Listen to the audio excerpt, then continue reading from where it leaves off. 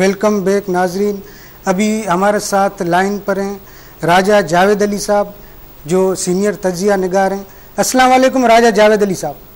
वालेकुम सलाम। सर, आज हमारा मौजू है कौमी सलामती के ज़ामिन इदारों को कमज़ोर करने की आलमी साजिशें और हमारी जिम्मेदारियाँ। इस हवाले से सर आप कुछ कहना चाहेंगे? कौमी सलामती के हवाले से देखिए, आप एक छोटी सी मिसाल देख लें कि लीबिया जो है उसने अपने एटमी असासों के बारे में मालूमात खुद अमेरिका को फराहम की जी। CIA ने कदाफी के बेटे सैफ इस्लाम को खरीदा और उसके जरिए जो उनके एटमी दांत थे वो निकाल दिए गए। और आज हालत ये है कि अमेरिका नेटो सलामती कौंसिल की करारदाद के दिए हुए मैंडेट से बढ़कर उसके भाई को शहीद कर चुके हैं, कदाफी के भाई को, उसके बेटे को मार चुके हैं। पाकिस्तान के खिलाफ 8 साल पहले एक propaganda letter New York times doctor Kabir Khan के हवाले से निकालता है और जहांगीर इकरामर का हवाला देता है एटमी असासों के हवाले से झूठा प्रोपेगेंडा वहां देने पर कि जनाबे वाला ये असासे शुमाली कोरिया को दिए गए। जनरल इकरामर तरदीद कर चुके हैं। बात खुल के वादे हो गई है, बिल्ली थैले से बाहर आ चुकी है कि पाकिस्तान की फौज ISI एटमी तंजीमात एटमी साइंसदानों के खिलाफ प्रोपेगेंडे का हदफ सिर्फ और सिर्फ एक है कि एटमी पाकिस्तान के दांत निकाल दिए जाए, एटमी असासों पर कब्जा करने के जवाब तलाश किए जाए, साबित किया जाए कि यहाँ फौज के अंदर ISI के अंदर भी कुछ ऐसे अनासर मौजूद हैं। एक नाकाम रियासत है, रियासत चल नहीं रही और ये एटमी हथियारों से लैस रियासत है, लिहाजा इसको हम बैनुल-अक़वामी कंट्रोल, UN कंट्रोल या अमेरिका के कंट्रोल में दे दिया जाए। दूसरे अल्फाज में इसी मकसद के लिए अक़वाम मुत्तहिदा का जो सेक्रेटरी जनरल है वो अमेरिका का अपना खास बंदा है, उसका अपना एजेंट है।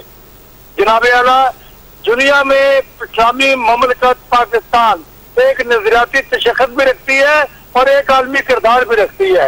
आखिर कौन है ये ISI वाले? प्रेस कॉन्फ्रेंस करके नहीं बताते हैं कि CIA की कौन कौन सी साजिशें पाकिस्तान दुश्मन जो है उनको हम नाकाम बना रहे हैं। लेकिन जब वहां से प्रोपेगेंडा चलता है पाकिस्तान के खिलाफ, CIA के खिलाफ, एटमी असासों के खिलाफ, तो फिर पता चलता है कि ये लोग वाकई, इनका सियासी किरदार तो काबिल मजम्मत है लेकिन इनका कौमी सलामती का किरदार आखिर ऐसा है, इतना खटक रहा है उनको कि वो उनको निशाना बनाकर इस्लामी जमहूरिया पाकिस्तान के इस्लामी शख्स और इसकी एटमी जाल को खत्म करना चाहते हैं ताकि इस पाकिस्तान के दांत निकाल दिए जाए और इसे भूटान और नेपाल की तरह भारत की, अमेरिका नहीं भारत की तफाली रियासत बना दी जाए। आप ये देखें कि तीनों रियासती दहशतगर्द, अमेरिका, इसराइल और भारत रियासती दहशतगर्दी कर रहे हैं और वही सर्टिफिकेट दे रहे हैं और उनके आपस में वादे भी हैं। कोई मेयार नहीं है अमेरिका का। अमेरिका NPT के साइन किए बगैर भारत के साथ वादे करता है जो कश्मीरियों का कातिल है, लेकिन इन NPT पर दस्तखती है ईरान, मगर उसके खिलाफ पाबंदियां लगाने की बात की जाती है। अमन इंसाफ के साथ कायम होता है और सच के साथ कायम होता है। झूठों पर कुरान मजीद ने अल्लाह ने लानत दी है, लानती ताकतों की शिकस्त होगी। आप ये देखें कि क्या हमारी तारीख के ये मौजूदे नहीं है कि सोवियत यूनियन हमारे साथ सामने टूटा, इसराइल जो है वो हिज़्बुल्लाह के छोटे छोटे पुराने रूसी रास्तों के जरिए वो अपनी उसकी जो बड़ी मिसाइल सिस्टम था वो नाकाम हो गया, जिस पर उसे फरौन की तरह जरूर था, वो उसका सारा एंटी मिसाइल सिस्टम कंफ्यूज हो गया और सुपर पावर जो अपने आप कहलाती है अफगानिस्तान में सुपर पावर अफगानियों से शिकस्त खा चुकी है। अच्छा राजा साहब, जिस तरह हम लोग देखते हैं कि 2 मई के रेमंड डेविस की गिरफ्तारी के बाद जो है हालात खराब होना शुरू हुए और ख़ास तौर पर एबटाबाद के अंदर जो ओसामा बिन लादेन के खिलाफ ऑपरेशन हुआ उसके बाद ही हमारे कौमी सलामती के इदारों पर अटैक होना शुरू हो गए, हमारी फौजी तनसीबात को निशाना बनाया गया। इस हवाले से आप क्या कहेंगे कि ये किस चीज़ का तसलसल है? देखिए, आपने बहुत अच्छा सवाल किया, लेकिन जैसा कि मैंने आपको पहले कहा कि झूठों पर अल्लाह की लानत है और अल्लाह के लानती रस्वा होने से बच नहीं सकते। हमारी क़यादत का भी कसूर है तो वो सच बोलते। दरअसल ओसामा बिन लादेन तो था ही नहीं, एक ड्रामा रचाया गया, इन्होंने चुप को रोजाती रखा कि एक जालिम और एक जिसके ये नीचे लगे हैं गुलामाने अमेरिका वो चुप हो जाएगा, तो चुप नहीं रहा था। उसने भी ड्रामा खेला।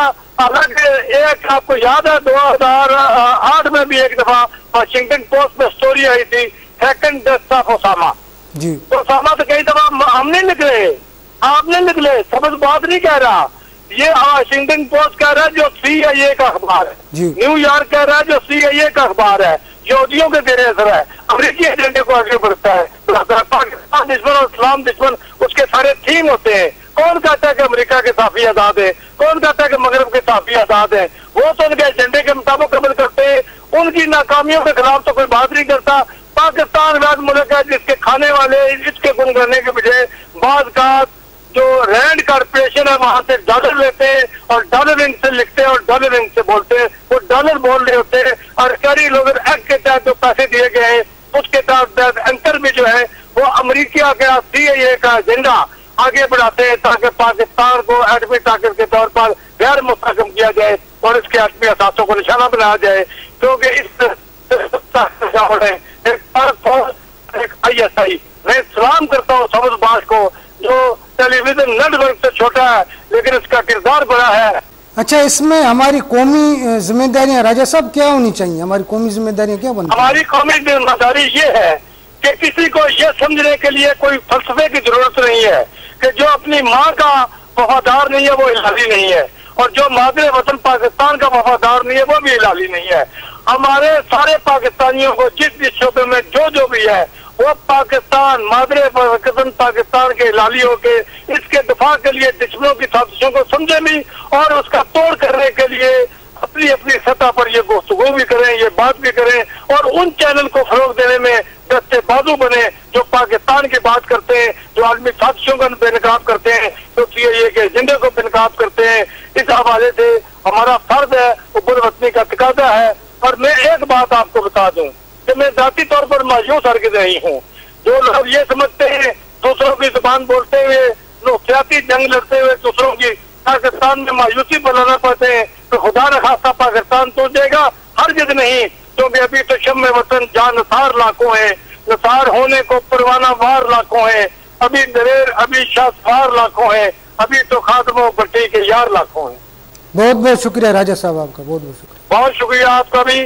सब्ज बात का जो चैनल है, मैं इसके जो मुंतजमीन है उनको सलाम करता हूँ कि उन्होंने मेड इन पाकिस्तान एजेंडे को आगे बढ़ाया है, वसाइल की कमी के बावजूद और हक पाकिस्तानियत अदा किया है।